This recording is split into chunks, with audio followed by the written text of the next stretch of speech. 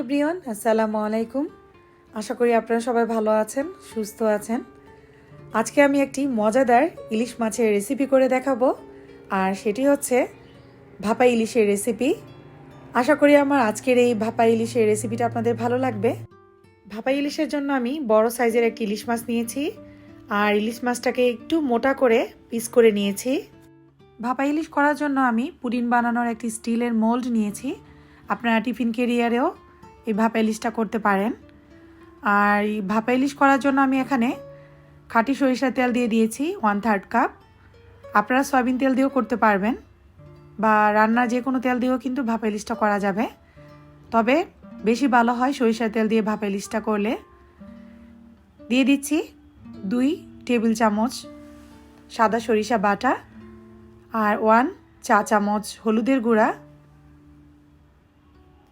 স্বাদ মতো দিয়ে দিচ্ছি 2 টেবিল চামচ মরিচের গুঁড়া। আপনারা মরিচের গুঁড়ার পরিমাণটা বাড়িয়ে অথবা কমিয়ে নিতে পারেন। যেহেতু সরিষার মধ্যে এবং সরিষার তেলের মধ্যে একটি ঝাঁজ আছে, তাই আমি মরিচের গুঁড়াটা 2 টেবিল চামচ দিয়েছি। স্বাদ মতো দিয়ে দিচ্ছি 1 টেবিল চামচ লবণ। লবণটা অবশ্যই আপনারা সতর্কতার সাথে একেবারেই দেওয়ার চেষ্টা করবেন, কারণ এই মোল্ডের ঢাকনাটা বারবার খুলে চেক করে দেখার সুযোগ নেই। তাই আপনারা লবণটা একবারই আন্দাজ মতো দেওয়ার চেষ্টা করবেন। এখন খুব ভালো করে উপকরণগুলোকে হাত দিয়ে এভাবে মাখিয়ে নিচ্ছি। এখন ইলিশ মাছের পিসেসগুলোকে উপকরণের সাথে হাত দিয়ে এভাবে ভালো করে মাখিয়ে নিচ্ছি। একটা একটা করে মাখিয়ে নিচ্ছি, তাহলে মশলাটা খুব ভালোভাবে মাখানো হবে। এভাবে আমি সবগুলো পিসেস ভালো করে উপকরণের সাথে মাখিয়ে নিচ্ছি। এখন খুবই সামান্য পরিমাণে পানি দিয়ে দিচ্ছি আমি।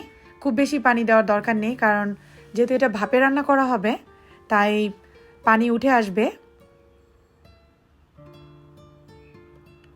এখন মোল্ডের ঢাকনাটা লাগিয়ে নিচ্ছি। আর আপনারা এখানে আমি যে সরিষা বাটাটা দিয়েছি, সেটা আপনারা চাইলে নাও দিতে পারেন, বাট দিয়ে নিলে একটা অন্যরকম স্বাদ আসে।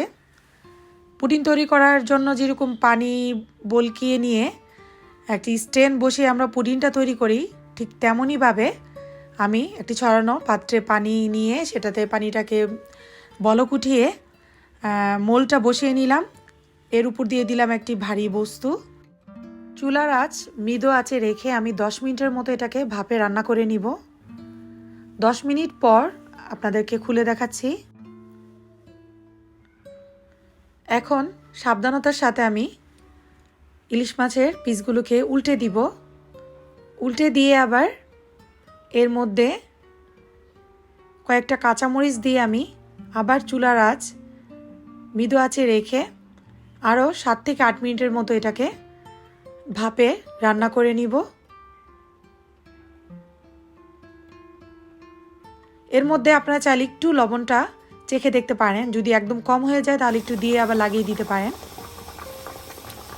7-8 মিনিট পর আমার ভাপা ইলিশটা একদম খাওয়ার জন্য রেডি। এখন উপর দিয়ে আমি সামান্য ধনিয়া পাতা কুচি দিয়ে দিচ্ছি, খুব সুন্দর একটা ফ্লেভার আসার জন্য। আপনারা যারা ধনিয়া পাতা পছন্দ করেন না, আপনারা চাইলে ধনিয়া পাতা দেওয়ার দরকার নেই। তৈরি হয়ে গেল মজাদার ভাপা ইলিশ। দেখেই বুঝতে পারছেন কতটা সুন্দর হয়েছে, আর খেতেও কিন্তু খুবই সুস্বাদু হয়েছিল।